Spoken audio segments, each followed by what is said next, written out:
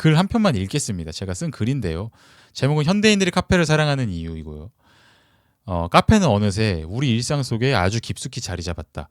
현대인들이 카페를 사랑하는 이유는 카페가 단순히 음료나 음식을 위한 공간을 훨씬 넘어서기 때문이다. 17세기 이후로 유럽에서 카페가 번창하기 시작할 때부터 카페는 이미 다목적 공간이었다. 신문이 유통되고 소문이 전달되고 정치, 경제적 토론이 이루어지는 등 정보 교류의 주요 장으로 기능했다. 또한 물건을 팔고 공연이나 시 발표회가 열리는 등 상업과 문화의 중심지 역할을 하기도 했다. 지금도 카페는 인적 교류와 작업을 위한 공간의 성격이 강하다. 커피는 어떻게 보면 부수적 요소다. 현대의 카페는 크게 두 종류로 나눌 수 있다. 첫째는 피난처로서의 카페다. 바깥 세계와 명확히 구별되는 환상의 세계로 우리를 이끄는 매장들이다. 보통은 특유의 테마가 있다. 다양한 식물을 모아놨거나 만화, 캐릭터 콘셉트로 꾸며놓은 경우가 대표적이다. 이런 공간에서 우리는 효율성과 체계성의 원리에 따르던 기존의 패턴에서 벗어난다. 기계적 삶을 강요하는 경제적 현실을 탈출해 원초적인 환상의 세계로 이동한다. 삭막한 도시 생활에서 상실된 자연의 품속으로 돌아가기도 하며 어른이 되면서 잃어버린 어린아이의 세계로 다시 진입하기도 한다. 두 번째 종류는 공장으로서의 카페다. 이런 카페는 보통 교통의 요충지에 위치하며 복잡한 장식적 요소 없이 깔끔하고 심플하다. 이런 공간은 우리의 경제적 기능을 촉진한다. 학생이 공부에 더 열중하도록, 회사원이 문서 작업에 지치지 않도록, 사업가가 미팅을 매끄럽게 하도록 쾌적한 환경을 제공한다. 물건만 안 만들 뿐이지 이런 카페는 경제적 생산의 장이다. 심지어 카페에서 이루어지는 휴식과 인간적 대화마저도 생산 공정의 한 축을 이루는 측면이 있다. 휴식과 대화를 통해 우리는 정서적 만족을 얻는다. 그렇게 안정화된 우리는 점심시간이 끝나거나 다음날이 밝으면 다시 일터로 나간다. 철학자 발터 베냐민은 현대사회에서 꿈 세계의 잔여물이 발견되는 공간들이 있다고 주장했다. 백화점이나 박람회장이 대표적이다. 이런 공간에서는 상업과 예술이 혼재돼 있다. 현대는 기계적 대량 생산에 기초한 폭발적인 부가가치 창출을 통해 출발했다. 따라서 현대사회에서는 기본적으로 효율성이 최고의 원리로 받아들여질 수밖에 없다. 높은 효율성에 기초한 막대한 부의 창출이 없다면 모든 현대적 소비 활동이 지탱될 수 없다. 그런데 효율적 삶이 강제될수록 사람들은 억압된 무의식, 즉 꿈의 세계를 어딘가에서 되찾으려고 한다. 불규칙성과 원초적 무절제함이 분출되는 지점을 욕망하게 되는 것이다. 베냐민은 19세기 후반에 등장한 아르누보 양식에 주목했다. 아르누보는 공예, 포스터, 건축 등 디자인 분야에서 일어났던 운동으로 꽃 장식이나 넝쿨 모양 등 자연을 형상화한 모양이 특징이다. 베냐민은 산업화 이후 차갑고 효율적인 철골 구조로 도시가 채워지고 계산적인 업무가 보편화되면서 사람들은 잃어버린 자연의 원초성을 디자인 속에서 찾게 됐다고 주장했다. 카페는 태생적으로 꿈세계의 잔여물이다. 머나먼 열대지방의 커피콩으로 만든 음료를 비싼 돈을 주고 사 마시면서 사람들은 이국적인 세계와 연결되는 느낌을 받고 사치에 대한 원초적 욕망을 작게나마 실현한다. 현대에 들어서는 독특한 테마로 무장한 피난처 유형의 카페들이 많이 생기면서 돈을 주고 손쉽게 환상의 세계로 진입할 수 있게 됐다. 흥미로운 점은 이렇게 카페에서의 금전적 소비가 꿈 세계로 향하는 보편적 방법으로 자리 잡으면서 사람들은 더 열심히 일하게 됐다는 것이다. 꿈 세계에 진입하려면 돈이 필요하고 돈을 벌려면 열심히 일해야 한다. 그리고 그렇게 열심히 일하기 위해서는 다시 카페라는 휴식 공간 혹은 작업 공간이 필요하다. 카페의 이러한 이중적 면모, 즉 일과 휴식이 공존하는 면모는 노동과 여가 사이의 경계가 허물어지는 현대사회의 흐름과 아이러니하게 일치한다. 이런 글을 한번 써봤습니다. 허세는 없네요. 허세요? 그러니까 카페에 대한 허세에 대한 이야기가 없다고요?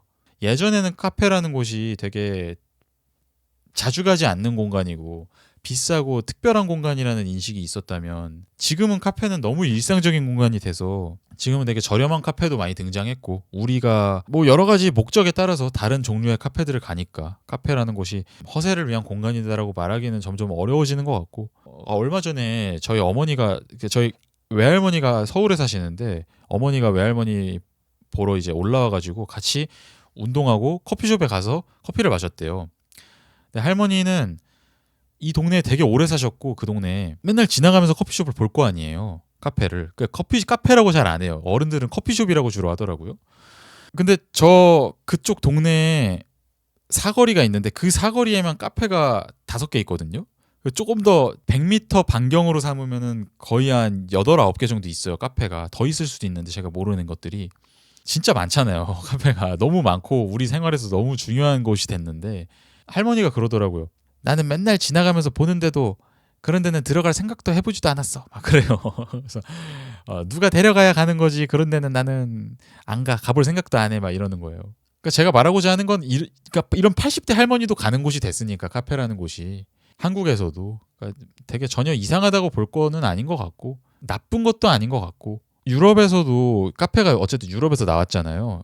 뭐 터키에서 출발했다는 말도 있지만 터키도 거의 유럽이나 뭐 마찬가지의 문화권이니까 가까우니까 되게 노인분들이 많이 갑니다. 카페를. 뭐 완전 중심가의 힙한 카페 그런 데는 젊은 사람들만 가지만 일반적으로는 동네 카페다 하면 어르신들이 되게 많이 가세요. 그래서 그런 공간이라는 게 만남의 장소이기도 하고 가서 뭐 바리스타랑 얘기를 한다든지 아니면 동네에 그냥 마실 온 사람들이랑 얘기를 한다든지 그런 공간으로서 기능을 해요. 보통 동네 카페라는 곳이. 한국도 그래서 제가 보기에는 앞으로 그렇게 되지 않을까? 거의 매우 높은 확률로 그렇게 되지 않을까 싶은 게 예전에 한번 뉴스에 되게 크게 나왔던 적이 있으셔서 보신 분들이 되게 많으실 텐데 노인분들이 이렇게 수도권 사는 노인분들이 그냥 지하철 타고 공항에 많이 간다는 거예요. 갈 데가 없어서. 그냥 동네에 어디 앉아 있을 데도 없고 공항 가면 시원하고 여름에 겨울에 따뜻하고 그리고 비행기 이렇게 이륙하고 그런 거 볼 수 있는 곳이 있거나 그러면은 그런 데 있으면은 되게 마음도 탁 트이는 것 같아서 좋고 여러모로 공항이랑 공간이 좋다. 근데 그거는 이제 지금 노인분들 세대는 그렇죠. 카페나 그런 공간에 가는 게 익숙하지 않으니까 많은 분들이. 근데 지금 우리 세대가 노인이 되거나 아니면 지금 한 5, 60대 정도 나이 때만 돼도 카페 가는 거를 익숙하게 생각하시는 분들이 많으니까 앞으로 동네 카페는 그런 동네 사람들이 특히 노인분들이 많이 서로를 마주하는 공간이 되는 걸로 기능이 많이 바뀌지 않을까. 앞으로 20년 정도 지나면서 점차 많이 그 방향으로 가지 않을까 하는 게 제 추측입니다. 고령화가 특히 한국은 너무 빠른 속도로 고령화가 되고 있으니까 동네 카페 가면 여기도 막 엄청 번화가가 아닌 그런 동네 카페 가면 어르신들 진짜 많이 오세요. 한 60대, 70대 이 정도 뭐 60대를 어르신이라고 부르는 거는 요즘엔 좀 아니지만 어쨌든 한 70대 정도 돼 보이시는 분들도 꽤 많이 오시는 걸 보면은 그 방향으로 이미 많이 갔지 않나. 그리고 제가 한편으로는 생각하는 게 카페라는 공간이 대도시에서 갖는 의미는 특히 되게 크다고 생각하거든요. 왜냐하면 대도시는 한국은 더 심한데 유럽 대도시만 해도 예를 들면 파리다, 옛날 베를린이다. 그러면은 다른 유럽 지역에 비해서는 다른 도시들에 비해서는 훨씬 더 비좁단 말이에요. 소도시보다는 되게 작은 곳에서 생활을 하고 특히 파리 같은 완전 과밀한 곳은 되게 월세도 비싸다 그러고 그러다 보니까 많은 사람들이 좀 비교적 좁은 집에서 유럽 기준으로는 좀 좁은 집에서 살고 그러니까 집에서 뭐가 별 볼 일이 없으니까 내가 공간이 답답하다고 느껴지고 집에서 그냥 쾌적한 시간을 보내기가 어렵다고 느끼니까 그렇게 나가서 공공의 공간을 돈을 주고 일정의 분위기나 쾌적함을 사는 거죠.